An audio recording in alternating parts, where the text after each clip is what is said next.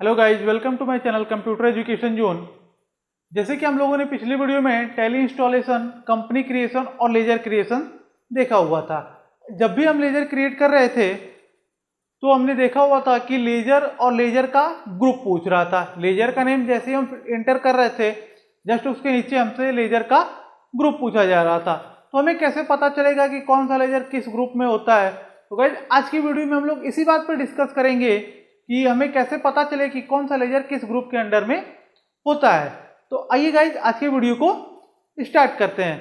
अगर अभी तक आपने मेरे चैनल को सब्सक्राइब नहीं किया हुआ है तो चैनल को सब्सक्राइब कर लीजिए और साथ ही नोटिफिकेशन बेल को भी प्रेस कर लीजिएगा ताकि मेरे आने वाली वीडियोस की सबसे पहले आप देख सके। तो आइए गाइज चलते हैं अपने कंप्यूटर की स्क्रीन पे और समझते हैं कि लेजर के ग्रुप को हम कैसे पता कर सकते हैं।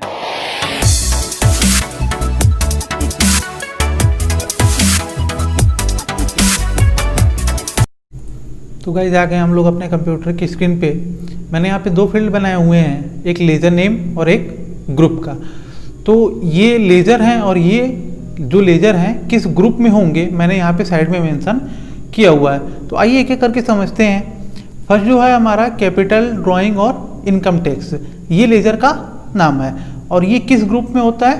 कैपिटल ग्रुप, कैपिटल अकाउंट के ग्रुप में होता है। मतलब कि अगर कैपिटल को समझा जाए तो कैपिटल हम उसे कहते हैं जब एक व्यापारी किसी व्यापार को स्टार्ट करने के लिए अपने पैसे को इन्वेस्ट करता है, ठीक है, तो उसे हम कैपिटल कहते हैं। ड्राइंग का मतलब होता है जब व्यापारी अपने व्यापार से अपने पर्सनल यूज के लिए पैसे निकालता है तो उसे हम ड्राइंग कहते हैं, ठीक है। वहाँ पे जो हम लेजर मेंशन करेंगे वो हम ड्राइंग का लेजर मेंशन करेंगे।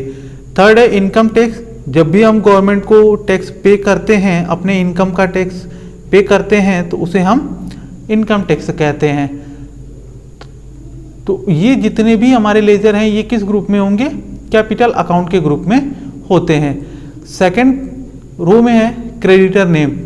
जब भी हम किसी से उधार माल खरीदते हैं तो जब भी खरीदेंगे तो वहाँ पे हमें एक नाम दिया रहेगा। जैसे मैंने पिछले ट्रांजेक्शन में एक क्वेश्चन को सॉल्व किया हुआ था, एक ट्रांजेक्शन को, वहाँ पे जो ट्रांजेक्शन था राम से माल खरीदा, तो राम जो हमारा हो रहा था वो हो रहा था सैलरी क्रेडिटर, यानी कि वो क्रेडिट में आ रहा था राम का नाम, ठीक है। और एक परचेज था, परचेज हमारा डेबिट हो रहा था। तो जो राम को यहाँ पे हम लिखेंगे लेजर नेम में, उसे हम किस ग्रुप में रखेंगे? सैलरी क्रेडिटर ग्रुप में रखेंगे। थर्ड पोजीशन है। साथ ही मैंने एक और ट्रांजेक्शन आप लोगों को बताया हुआ था कि राम ने माल खरीदा, ठीक है, तो वहां पे जो राम होगा वो हमारा सैलरी डेबिटर होगा, क्योंकि वहां पे जो राम हो रहा था वो हमारा डेबिट में आ रहा था। फोर्थ पोजीशन पे है परचेज और परचेज रिटर्न। ये जो दो लेजर हैं इन्हें हम परचेज अकाउंट के ग्रुप में रखते हैं। फिफ्थ है सेल्स एंड सेल्स रिटर्न। ये जो लेजर हैं इन्हें हम सेल्स अकाउंट के ग्रुप में रखते हैं। सिक्स पोजीशन पे है बिल्डिंग, फर्नीचर, मशीन, इन्हें हम फिक्स्ड एसेट्स के ग्रुप में रखते हैं। फिक्स्ड एसेट्स का मतलब ये है कि जो वस्तु हमारे साथ यानी कि हमारे व्यापार में लंबे समय तक रहती है उसे हम फिक्स्ड एसेट्स कहते हैं। फिक्स्ड एसेट्स का मतलब यहाँ पे एक पूंजी से है, ठीक है। जैसे कि फर्नीचर जो है, फर्नीचर हमारे ऑफिस के लिए भी हो सकता है, मशीन हम प्रोडक्ट को तैयार करने के लिए लगाते हैं, तो ये हमारे साथ लंबे समय तक बने रहते हैं बिजनेस में, तो उन्हें हम फिक्स्ड एसेट्स कहते हैं। सेवेंथ पे है हमारा रेंट, फ्रेट और वेजेस। इन्हें हम क्या करते हैं, किस ग्रुप में रखते हैं? डायरेक्ट एक्सपेंस के ग्रुप में रखते हैं। रेंट का मतलब होता है किराया देना, फ्रेट का मतलब होता है गाड़ी भाड़ा देना और वेजेस मतलब होता है मजदूरी देना। ये जितने भी इस तरह के हमारे लेजर होते हैं उन्हें हम डायरेक्ट एक्सपेंस के ग्रुप में रखते हैं। 8th पोजीशन पे है advertisement, bank charge, office expense और सैलरी। इन्हें हम इनडायरेक्ट एक्सपेंस में रखते हैं। एडवर्टाइजमेंट मतलब ये जो एक्सपेंस है हमारे, ये इनडायरेक्ट एक्सपेंस हैं। इनका कोई ज़रूरी नहीं है कि हमें हर मंथ में एडवर्टाइजमेंट करना ही है, हर मंथ बैंक चार्ज हमारा होगा, हर मंथ बैंक ऑफिस का एक्सपेंस होगा ही होगा, ठीक है।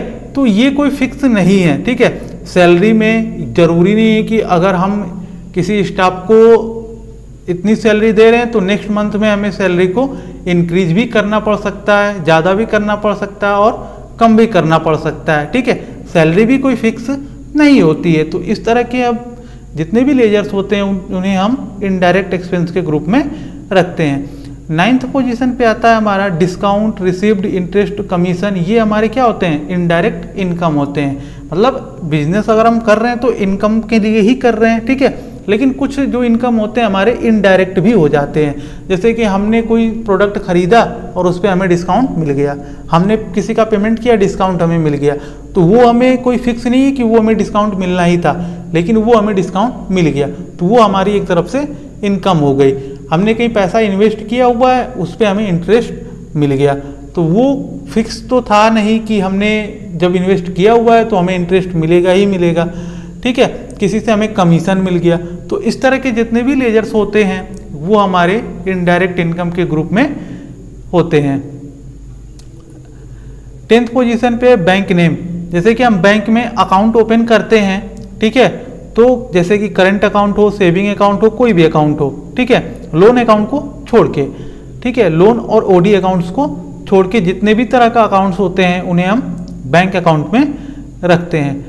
11th पोजीशन पे है GST, sales tax, CST, VAT, यानी कि जितने भी तरह के टैक्स हैं इनकम टैक्स को छोड़ के, क्योंकि इनकम टैक्स जो हमारा होता है वो हमारा कैपिटल ग्रुप के अकाउंट में होता है। तो इनकम टैक्स अकाउंट को छोड़ के जितने भी तरह के टैक्सेस होते हैं उन्हें हम ड्यूटीज एंड टैक्सेस के ग्रुप के अंडर में रखते हैं। 12th पोजीशन पे है बिल पेएबल, आउटस्टैंडिंग एक्सपेंस। इन्हें हम करंट लायबिलिटीज के ग्रुप में रखते हैं। करंट लायबिलिटीज का मतलब होता है, लायबिलिटी का मतलब होता है दायित्व मतलब कि रिस्पॉन्सिबिलिटी, कि इन्हें हमें पैसा पे करना है, इन्हें हमसे पैसा लेना है, हमें ये वस्तु उनको देनी, यानी कि हमारा ये एक तरह से दायित्व है कि हमें ये वर्क करना ही है। ठीक है, तो इस तरह के जितने भी लेजर्स होते हैं उन्हें हम करंट लायबिलिटीज के ग्रुप में रखते हैं। 13th पोजीशन पे आता है current account, saving account, bank account के ग्रुप में रखते हैं, जैसे मैंने कि ऊपर यहाँ पे अभी बताया। ठीक है, और 14th पोजीशन पे हमारा है बैंक लोन। बैंक लोन जो होते हैं, ठीक है, बैंक लोन हो गया या ओडी अकाउंट हो गया। ओडी अकाउंट मतलब कि ओवरड्राफ्ट अकाउंट होता है, ठीक है, जो कि बैंक में ओपन होते हैं। तो इस तरह के जितने भी अकाउंट्स हैं उन्हें हम बैंक ओडी या ओसीसी अकाउंट में रखते हैं। तो ये थे कुछ लेजर्स और उनके ग्रुप। तो गाइज आशा करता हूं कि ये आपको समझ में आ गया होगा। अगर आपको अभी भी कहीं डाउट है, कहीं भी आपको अभी डाउट है कि ये लेजर किस ग्रुप के अंडर में होगा, तो आप मुझे कमेंट सेक्शन में कमेंट करके ज़रूर बताइएगा, ताकि मैं आपको उस डाउट को जो है ये लेजर का और ग्रुप का उसे मैं क्लियर कर सकूं।